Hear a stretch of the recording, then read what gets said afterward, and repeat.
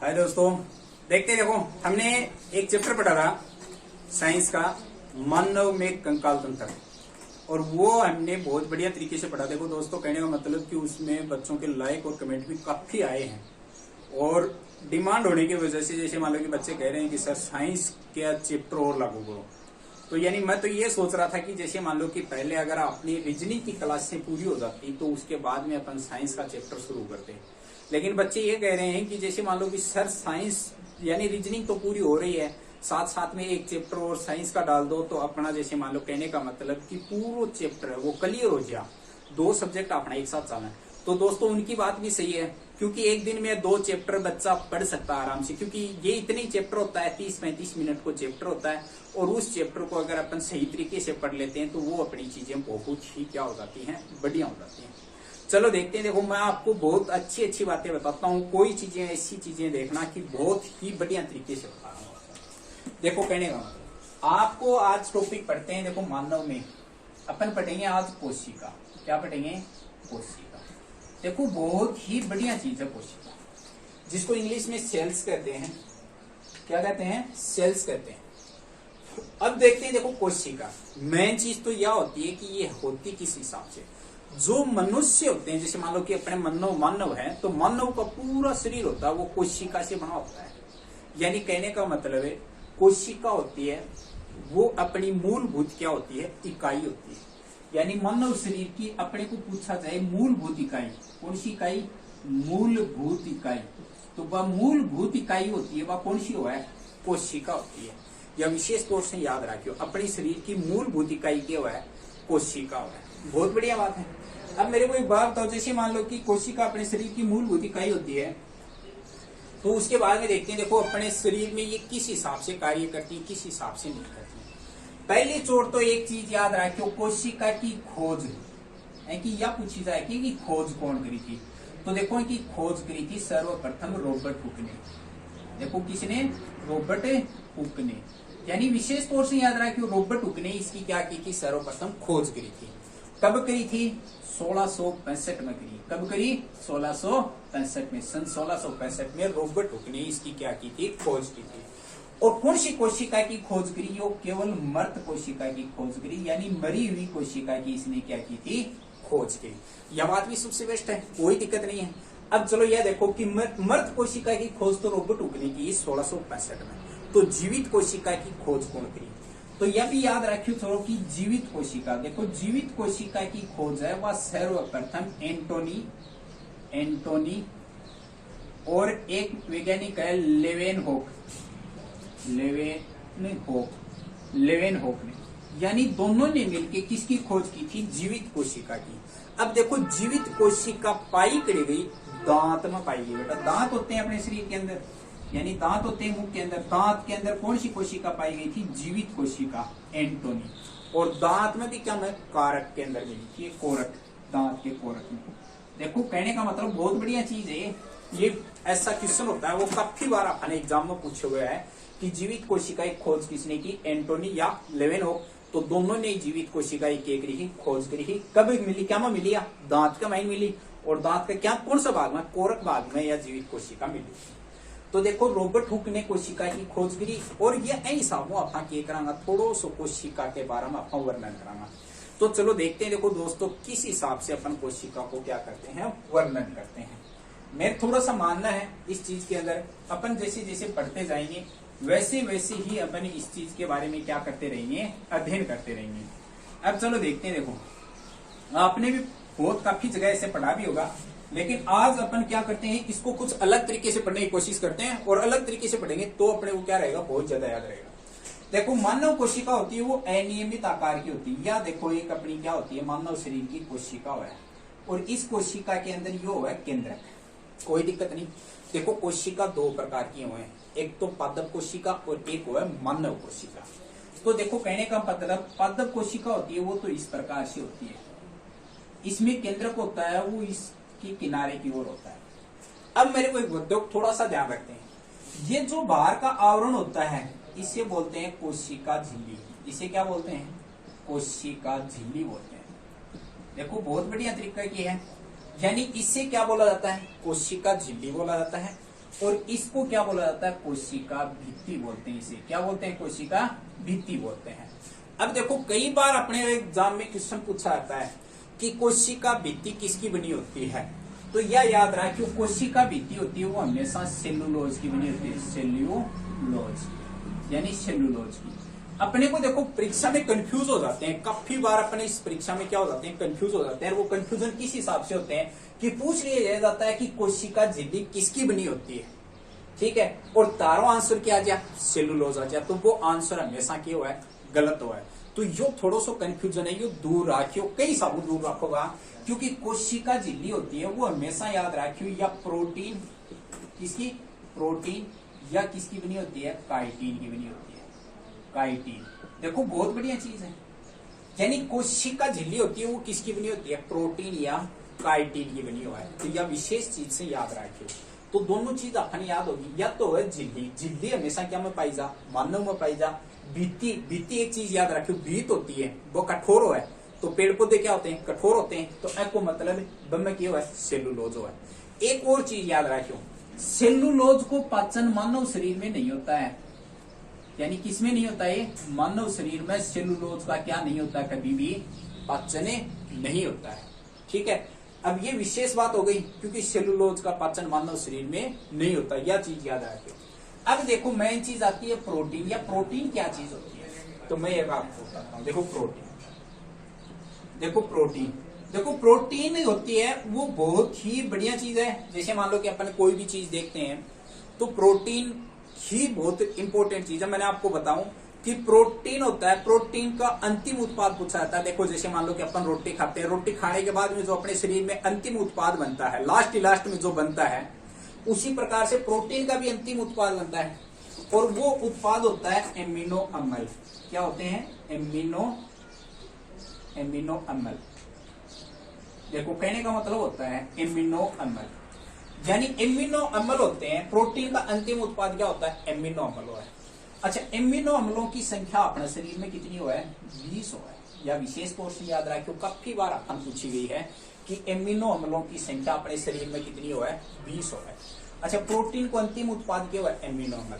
अच्छा, कोई दिक्कत नहीं, जितना भी उत्प्रेरक हुए, जितने भी क्या होते हैं, उत्प्रेरक वो किसके बने हुए होते हैं, प्रोटीन के बने हुए होते हैं। यानी जितने भी उत्प्रेरक होते हैं वो हमेशा किसके बने हुए होते हैं, प्रोटीन के बने हुए होते हैं। अब चलो देखो क्या होते हैं ये उत्प्रेरक, ये चीज हुआ है, यह भी तो विशेष तौर से याद रखनी पड़ेगी कि उत्प्रेरक क्या होते हैं। देखो मैं बताता हूं, देखो उत्प्रेरक क्या होता है। अब देखो थोड़ा सा ध्यान रखिए उत्प्रेरक क्यों है, मैं बढ़िया तरीकों को बताऊंगा। क्योंकि एंजाइम होते हैं, एंजाइम, उत्प्रेरक का दूसरा नाम क्या होता है, एंजाइम होता है, एंजाइम। देखो एंजाइम, देखो एंजाइम होते हैं। एंजाइम किसके बने होते हैं, प्रोटीन के बने होते हैं। यह विशेष चीज से याद रखियो, ये एंजाइम होने के लिए, देखो मैं बताऊं के होंगे। जय मान लो कि एक बात सोच के देखो कि ये एंजाइम होते हैं, ये कभी बदलते नहीं है। यानी इंसान तो बदल जाता है लेकिन एंजाइम नहीं बदलते हैं। देखो कैसे नहीं बदलते हैं, मैं बताऊं देखो कैसे नहीं बदलते हैं। एंजाइम एक अय की चीज जो है, जो अय मान लो कि दुनिया के मायने में सबसे ज्यादा पाई जा है। देखो क्या, क्योंकि जय मान लो कहने का मतलब कि दो दोस्त हैं, कितना दोस्त हैं, दो दोस्त हैं। देखो विशेष तौर से याद रखियो, दो दोस्त। अच्छा, इन दोनों दोस्तों के अंदर जैसे मान लो कि मैंने अभी बताया आपको कि एंजाइम होते हैं वो कभी बदलते नहीं है। एंजाइम क्या नहीं होते हैं, कभी भी नहीं बदलते हैं। ये जय का ही वह वही रहे। कहने का मतलब एक आदमी दूसरे आदमी से बदल जाता है लेकिन एंजाइम नहीं बदलते हैं। अब देखो ये बदलते किस प्रकार से नहीं है कि मैंने कह दिया कि दो दोस्त हैं आपके, कितने दोस्त हैं, दो दोस्त हैं। अगर दोनों दोस्तों में कोई सी बात के कारण जान फूट हो गई तो ये इसके थप्पड़ मार देगा और यो क्या थप्पड़ मार देगा, कोई दिक्कत को नहीं, दोनों आपस में आपका रिश्ता कर जाएंगे। एक चीज हो रहा है बीच में, तीसरो व्यक्ति और हो है, याद हो तो हमेशा याद रखियो, तीसरो व्यक्ति और हो है। यो तीसरो व्यक्ति अच्छा अगर पाड़ दे, ठीक है, तो यो जो तीसरो व्यक्ति है या तो यो एकन जागो या एकन जागो, जियो जाके एने सीधी कहो यार तेरा मित्रों ही दम है, वो तेरा थप्पड़ मार दी, बस ये किस में आ जाएगा, आवेश में आ जाओ। यो एक का थप्पड़ मारो फिर यो एक का थप्पड़ मारो, ये दोनों वापस लड़ पड़ेगा और दोनों को तो थोबड़े को नक्शो बदल जाएगा।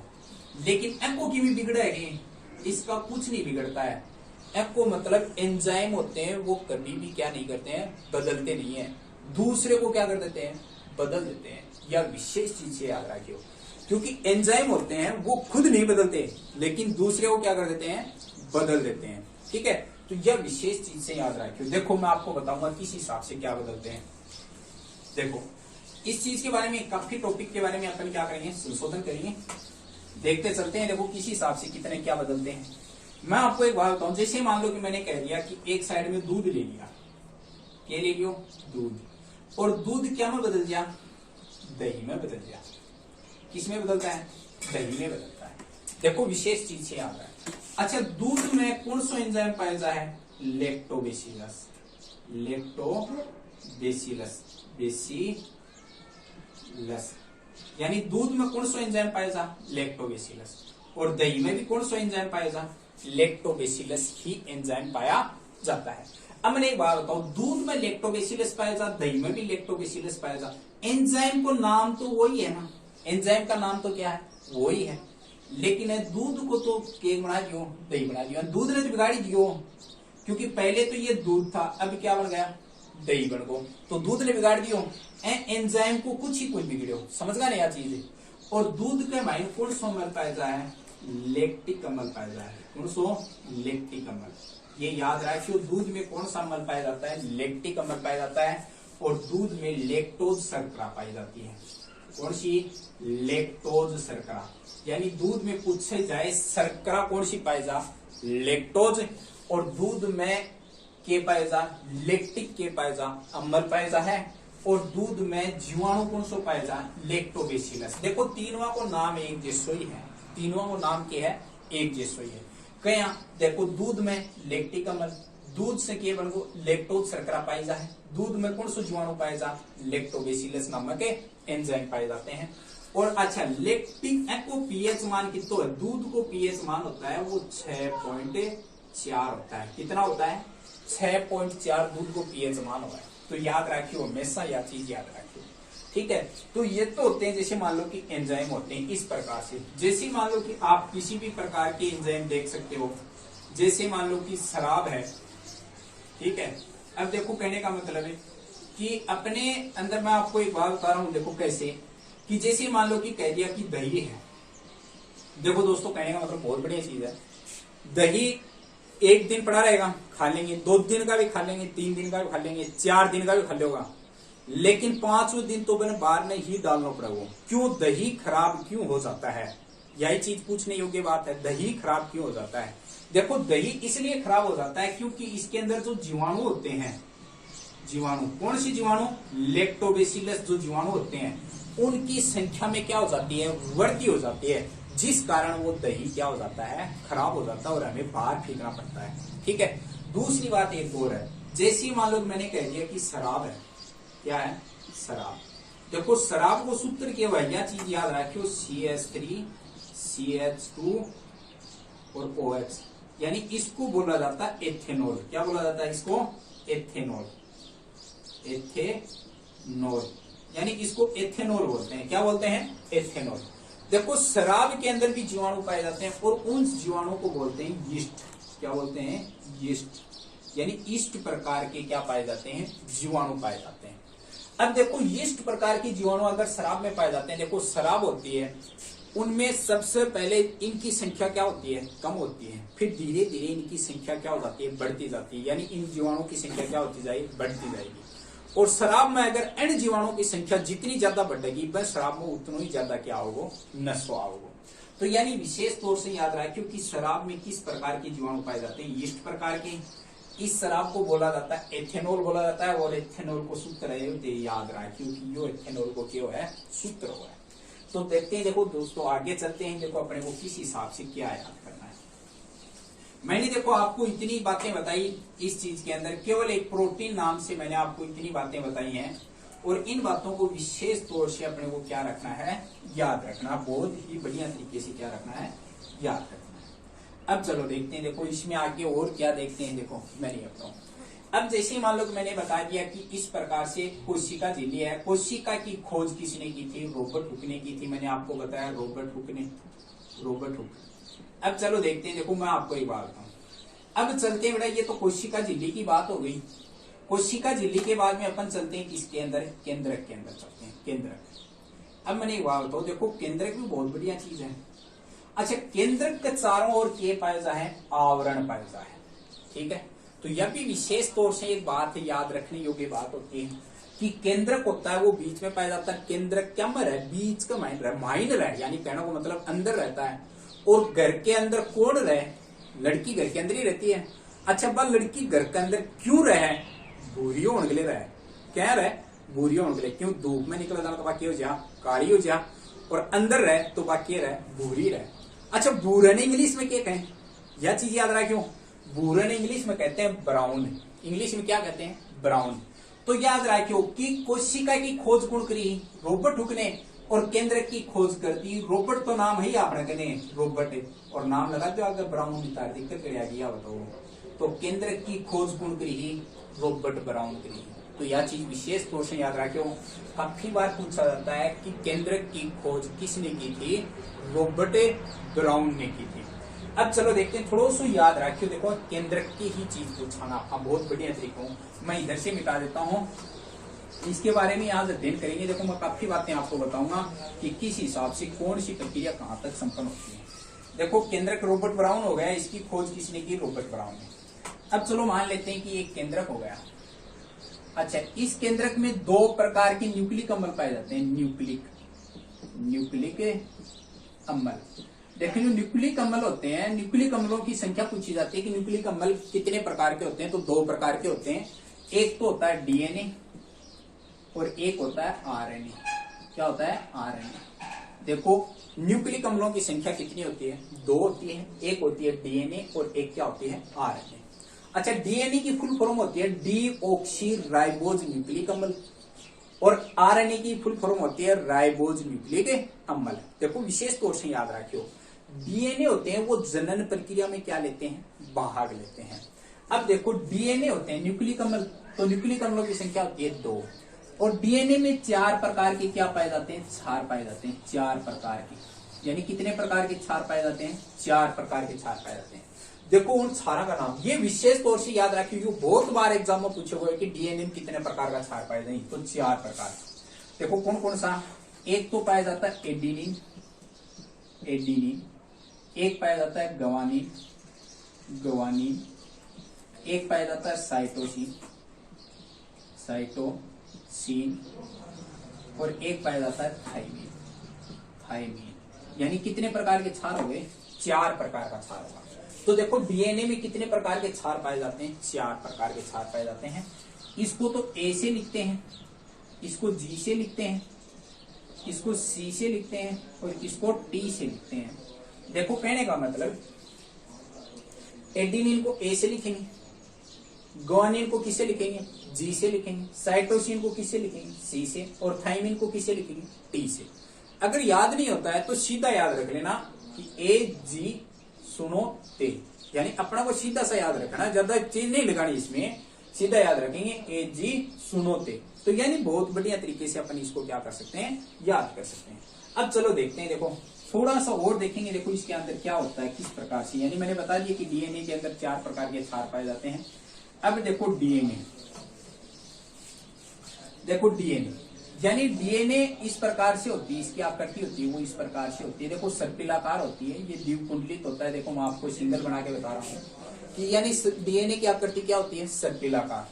यानी इस प्रकार से ये सर्पिलाकार होता है, यानी ये सर्पिलाकार होता है, और इस प्रकार से इसकी क्या होती है, ये आकृति होती है। अपन इस प्रकार से पढ़ते हैं इसको।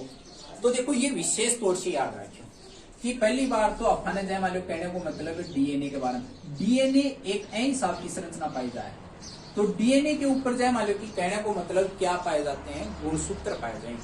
डीएनए के ऊपर क्या पाए जाते हैं, गुणसूत्र पाए जाते हैं। और मानव शरीर के अंदर गुणसूत्रों की संख्या कितनी होती है, 46 होती है। याद रखना कि मानव शरीर के अंदर गुणसूत्रों की संख्या कितनी होती है, 46।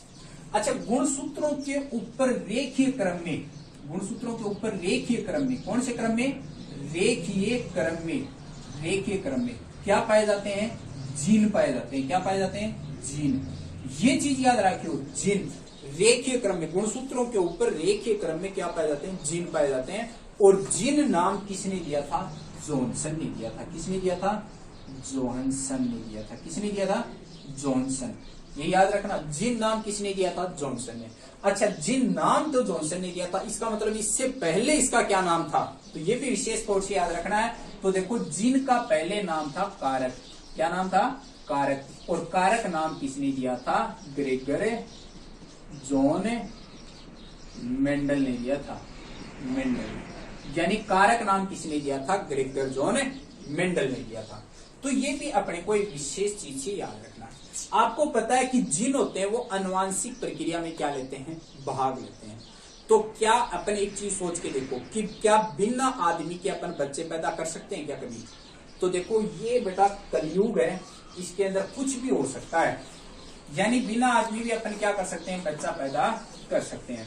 देखो किस हिसाब से करते हैं कि यह चीज की शुरुआत सर्वप्रथम कौन करी, यानी कहने का मतलब बहुत ही ऐसे वैज्ञानिक हैं जिन्होंने की है। मैं आपको बताऊंगा, देखो कौन कौन से वैज्ञानिक आए थे और जिसने क्या किया कि बहुत ही आनुवांशिक संस्कृति में क्या करिए, पैदा किए। चलो देखते हैं, देखो किस हिसाब से। सर्वप्रथम एक वैज्ञानिक आया था, इयान विल्मिट। नाम सुना होगा, इयान विल्मिट। देखो, इयान विल्मिट बहुत बढ़िया वैज्ञानिक था। 2000 में इसने मानव भ्रूण का आविष्कार भी किया था। सॉरी, इयान विल्मिट था, इसने 1996 में यो कारनामा करके दिखाया हो। कभी सन 1996 में ऐसा कारनामा इसने करके दिखाया था, क्योंकि इसने किसका निर्माण किया था, डोली भेड़ का निर्माण किया था। किसका, डोली भेड़ का निर्माण किया था। देखो कैसे किया था, एक बार इसने एक भेड़ थी और भेड़, देखो मैं यहाँ लिख रहा हूँ, एक भेड़ थी, भेड़ से क्या था, एक स्तन लिया, स्तन, और स्तन से क्या निकाली, कोशिका। समझ गए ना, यानी स्तन से क्या निकाली उसने, कोशिका निकाली। ये विशेष तौर से याद रखना, एक भेड़ थी, भेड़ से क्या लिया, स्तन, स्तन से क्या निकाली, कोशिका निकाली, और कोशिका से क्या निकाला उसने, केंद्रक निकाल लिया। क्या निकाल लिया, केंद्रक निकाल लिया। और इस केंद्रक को एक दूसरी भेड़ थी, काले मुख की भेड़। कैसी मुख, काले मुख की भेड़ थी, काले मुख की, यानी किस प्रकार का मुख था उसका, काला मुख था। यानी देखो थोड़ा सा ध्यान रखियो कि एक भेड़ थी, भेड़ का क्या था, स्तन हो, स्तन बोलना ठंडा है, याद रखियो चीज में, स्तन था, और स्तन से क्या निकाली उसने, कोशिका निकाली, और कोशिका से क्या निकाले, वो केंद्रक निकाले, और ए केंद्रक ने क्या में रखियो, काले मुख की भेड़ थी, बक गर्भ में रख दियो। क्या में, गर्भाशय के अंदर, यानी गर्भ के अंदर रखा गया। और गर्भ के अंदर इस केंद्रक का क्या हो गया, विकास हो गया। क्या हो गया, विकास हो गया। और विकास होने के बाद में उसने 1996 में एक जीवित क्लोन तैयार कर लिया था, यानी डोली भेड़। जो भेड़ का निर्माण हुआ वो भेड़ कौन सी थी, डोली भेड़ थी। ठीक है, तो यह विशेष तौर से याद रखियो कि आप कहीं ये मत सोचना कि डोली भेड़ थी, ये ज्यादा दिन नहीं जी थी, ये केवल 3 से 4 दिन तक ही जीवित रही थी। लेकिन एक विशेष तौर से याद रखो कि इसने एक जीवित क्लोन क्या कर लिया था, तैयार कर लिया था। और जीवित क्लोन तैयार किया तब ही इसको माना गया कि आनुवांशिक पद्धति में इस प्रकार से भी क्या करवाया जा सकता है, जनन करवाया जा सकता है। इसके बाद में देखते हैं, देखो मैं बहुत बढ़िया तरीके से एक बात बताता हूँ, क्या ये पशुओं में ही संभव थोड़ी है। देखो कहने का मतलब आजकल है कि बहुत प्रकार की, जैसे मान लो कहने का मतलब ये पद्धति बहुत ज्यादा अपना रहे हैं आजकल, बहुत ज्यादा बनाई जा रही है। क्यों, क्योंकि एक चीज सोच के देखो, कहने का मतलब है आजकल घर के अंदर गायें वगैरह होती हैं तो डॉक्टर आता है, वो उनके सुई लगा के जाता है। तो यानी कहने का मतलब वो जो प्राकृतिक चीज है वो उनका अपन उनको क्या नहीं करवा पाते हैं, अभ्यास नहीं करवा पाते हैं, जिस कारण अपन सीधा ही इस विधि का क्या करते हैं, प्रयोग करते हैं। ठीक है, तो यानी बिना आदमी के भी क्या किए जा सकते हैं, बच्चे पैदा किए जा सकते हैं। ये तो थी पशुओं की। आप सोच रहे होंगे सर कि भी आदमी में भी ऐसा प्रयोग किया है, वैसा भी ये कलयुग है, इसमें कुछ भी हो सकता है। सर्वप्रथम आदमी में भी किया था। देखो आदमी में किसने किया था, आदमी में भी प्रयोग, आदमी में प्रयोग आई है, वो प्रयोग कौन कर सका है, यो बेटा अपना भारत में ही है कि पूरा पाती, यानी भारत ही कर सका है वो काम है। और भारत में भी कौन सो वैज्ञानिक कर सका है, डॉक्टर हरगोविंद, याद रखियो डॉक्टर हरगोविंद खुराना, ये विषय खुराना नाम का व्यक्ति था, ये डॉक्टर हरगोविंद खुराना। इसने सर्वप्रथम प्रखनली शिशु का आविष्कार किया था। परखनली, परखनली यानी परखनली शिशु का आविष्कार किया था। और प्रथम परखनली शिशु का नाम पूछा जाता है तो वो नाम था लुईस। क्या नाम था इसका? लुईस नाम था। ये याद रखना, प्रथम परखनली शिशु का क्या नाम था? लुईस नाम था। और इसकी खोज सर्वप्रथम किसने की थी? डॉक्टर हरगोविंद खुराना ने की थी। और कब करी? सन 2000 में। कब करी थी? सन 2000 की बात है। देखो ए बेड को निर्माण तो जो तो 1996 में, यह याद रखियो। और 2000 में डॉक्टर हरगोविंद खुराना ने मनुष्य के अंदर जीवित क्लोन की क्या की थी? प्राप्ति की थी, जिस कारण इसको क्या मिला था? नोबेल पुरस्कार दिया गया था। यह चीज बहुत ही विशेष तौर से क्या रखनी है? याद रखनी है। अब चलो देखो, बात चल रही थी जीन की। क्या बात चल रही थी? जीन। जीन नाम मैंने आपको बताया था, जॉनसन ने दिया था। एक जीन एक एंजाइम, ये भी एक परिकल्पना है। देखो एक जीन एक एंजाइम, ये भी एक क्या है? परिकल्पना है। एक जीन एक एंजाइम परिकल्पना का प्रतिपादन किसने किया था? तो ये याद रखियो, यह परिकल्पना को प्रतिपादन 1901 में हो। किसके द्वारा किया गया था? बेडल और किसके द्वारा? टेटम के द्वारा किया गया था। बेडल और टेटम। यानी एक जीन एक एंजाइम की परिकल्पना का प्रतिपादन किसने किया था? बेडल और टेटम ने किया था। कब करियो? 1901 में करियो।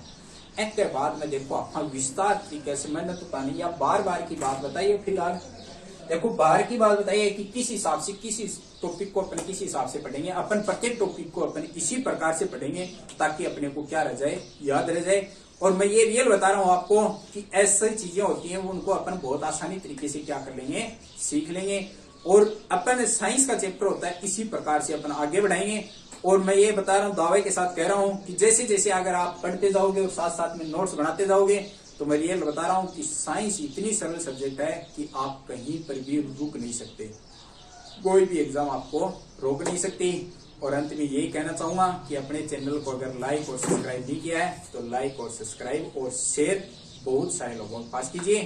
थैंक यू, धन्यवाद।